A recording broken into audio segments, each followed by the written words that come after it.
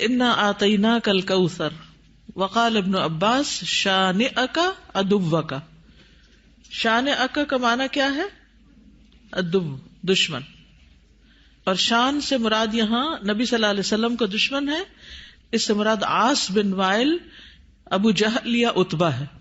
لیکن عام معنی یہ کہ قیامت تک جتنے بھی لوگ رسول اللہ صلی اللہ علیہ وسلم کے دشمن ہیں، چاہے وہ آپ کے دور میں تھے یا بعد میں آئے، وہ سب انجام کے اعتبار سے خائب و خاسر ہیں، نامراد ہیں.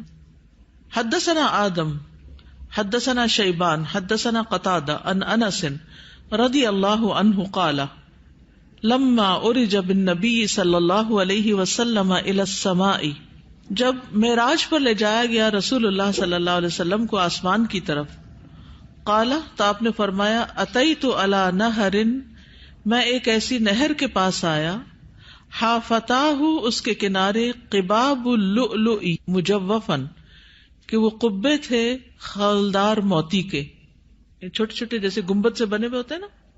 فقلت ما ھذا یا جبریل، میں نے پوچھا یہ کیا ہے جبریل؟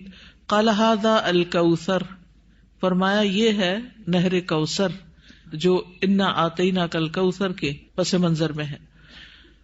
حدثنا خالد بن یزید الکاہلی حدثنا اسرائیل عن ابی اسحاق عن ابی عبیدہ عن عائشہ رضی اللہ عنہا قال، کہتے ہیں سألتها، میں نے ان سے پوچھا، عن قولہ تعالی، اللہ تعالیٰ کے اس فرمان کے بارے میں، انا آتیناک الکوثر، کہ انا آتیناک الکوثر کا کیا معنی ہے؟ الکوثر کیا ہے؟ قالت نہر، کہنے لگی یہ نہر ہے، اعطیہ نبیکم صلی اللہ علیہ وسلم، جو تمہارے نبی صلی اللہ علیہ وسلم کو دی گئی.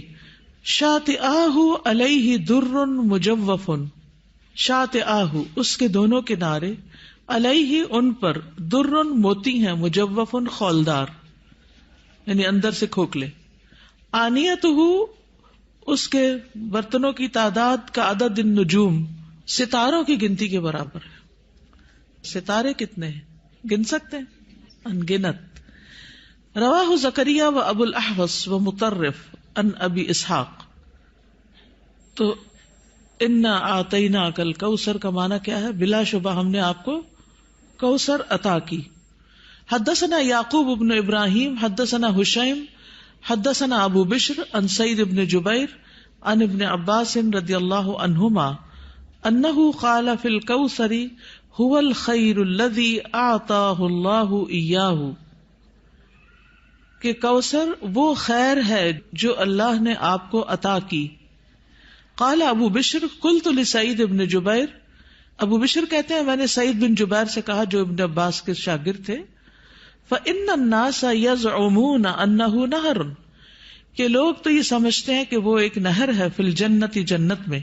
فقال سعید، تو سعید کہتے ہیں النہر الذی فی الجنت، کہ وہ جنت والی جو نہر ہے، من الخیر اس خیر میں سے ہے، الذی آتاہ اللہ ایاہ جو اللہ تعالیٰ نے آپ کو عطا کی. تو کوثر کا لفظ جو ہے یہ لغوی اعتبار سے کثرت سے ہے، اس سے مراد خیر کثیر ہے، جیسے کہ آگے ابن عباس کہتے ہیں.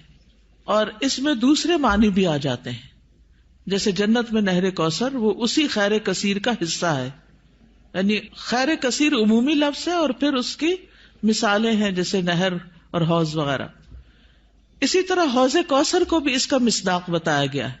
اہل ایمان جنت میں جانے سے پہلے رسول اللہ صلی اللہ علیہ وسلم کے دست مبارک سے اس کا پانی پیئیں گے. اس حوض میں پانی جنت والی نہر سے آ رہا ہوگا، اس طرح تطبیق ہو جاتی. یعنی اگر کوئی یہ کہے کہ کوثر کا معنی کیا ہے، تو عمومی لغوی معنی کیا ہے؟ خیر کثیر. اور نبی صلی اللہ علیہ وسلم کو اوور آل خیر کثیر ہی عطا کی گئی تھی. اور پھر خصوصی معنی کیا ہے؟ نہر کوثر اور حوض کوثر. حوض کوثر میدان حشر میں ہے، جس سے پانی آئے گا کہاں سے؟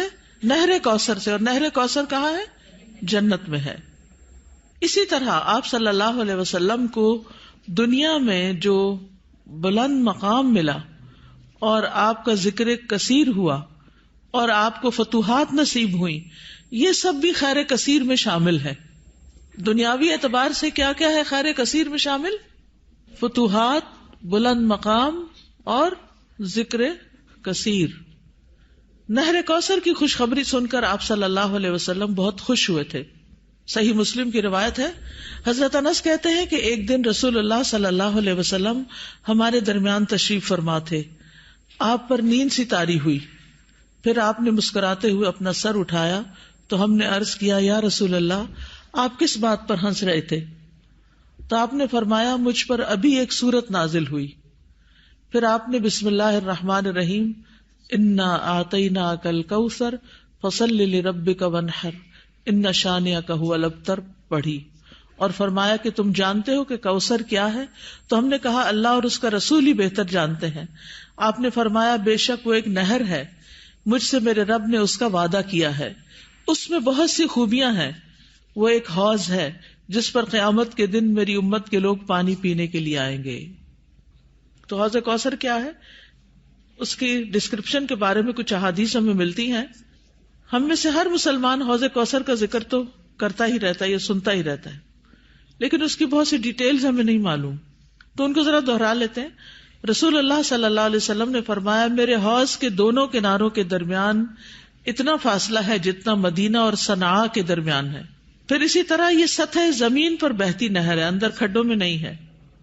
رسول اللہ صلی اللہ علیہ وسلم نے فرمایا, مجھے کوثر عطا کی گئی, وہ ایک نہر ہے جو گویا کہ سطح زمین کے اوپر بہتی ہے.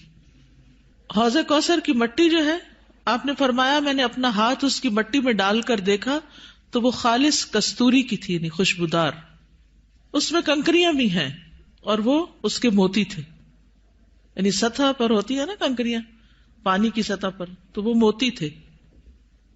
جنت سے آنے والے سونے اور چاندی کے 2 پرنالے ہیں جو اس میں گرتے ہیں. اس صحیح ترغیب و ترغیب سے, یعنی 2 پرنالے جو جنت سے پھوٹتے ہیں, ایک چاندی کا اور ایک سونے کا, وہ اس حوض میں گرتا ہے. حوض پر سونے اور چاندی کے برتن ہیں. اللہ کے نبی صلی اللہ علیہ وسلم نے فرمایا, تم دیکھو گے کہ حوض کوثر پر سونے چاندی کے آبخورے ہوں گے جن کی تعداد آسمان کے ستاروں کی برابر ہے, یا ان سے زیادہ بھی روایت میں آتا ہے. اور پھر وہ برتن جنت کے برتنوں میں سے ہوں گے. کسی نے عرض کیا, یا رسول اللہ, حوض کے برتن کس طرح کے ہوں گے؟ آپ نے فرمایا, اس ذات کی قسم جس کے ہاتھ میں میری جان ہے, اس کے برتن آسمان کے ستاروں سے بھی زیادہ ہوں گے, ستارے بھی ایسی اندھیری رات کے جس میں بالکل بادل نہ ہو. پھر وہ برتن جنت کے برتنوں میں سے ہیں. اس کا پانی ٹھنڈا, میٹھا اور خوشبودار ہے. رسول اللہ صلی اللہ علیہ وسلم نے فرمایا, میرا حوض عدن اور عمان کے درمیانی فاصلے جتنا ہے. حوض کا پانی برف سے زیادہ ٹھنڈا, شہد سے زیادہ میٹھا, مسک سے زیادہ خوشبودار, اس کے آبخورے آسمان کے ستاروں کے برابر ہیں. اور ایک جگہ دودھ سے زیادہ سفید بھی آتا ہے. آئس کریم کیا چیز ہے اس کے مقابلے میں. پھر جو ایک گھونٹ بھی پی لے گا کبھی پیاسا نہ ہوگا, اس کے چہرے کا رنگ کبھی سیاہ نہ ہوگا. سبحان اللہ, یہ تاثیر ہے اس کی. دنیا میں کئی ٹوٹکے کرتے رہتے ہیں, یہ کھا لو, وہ پی لو, یہ لگا لو تاکہ رنگ صاف ہو جائے. اس کا ایک گھونٹ پی کر انسان خوبصورت ہو جائے گا. اس نہر پر پرندے بھی ہیں. فرمایا, ان کو کھانا اس سے بھی زیادہ خوشگوار ہوگا. لیکن کچھ لوگ حوض کوثر سے محروم رہ جائیں گے. وہ کون ہیں؟ جو بدعت کرنے والے ہیں, جنہوں نے آپ کے بعد دین کو تبدیل کر دیا. آپ فرمائیں گے یہ دور ہو جائیں, دور ہو جائیں. یہ ڈسکرپشن پڑھ کے پھر شوق بڑھ جاتا ہے نا, اور سنت پر عمل کا شوق بڑھ جاتا ہے کہ اللہ تعالیٰ ہمیں اور زیادہ سنت کا پابند بنائے تاکہ ہم نبی صلی اللہ علیہ وسلم کے قریب ہو سکیں, آپ کا اتباع کریں.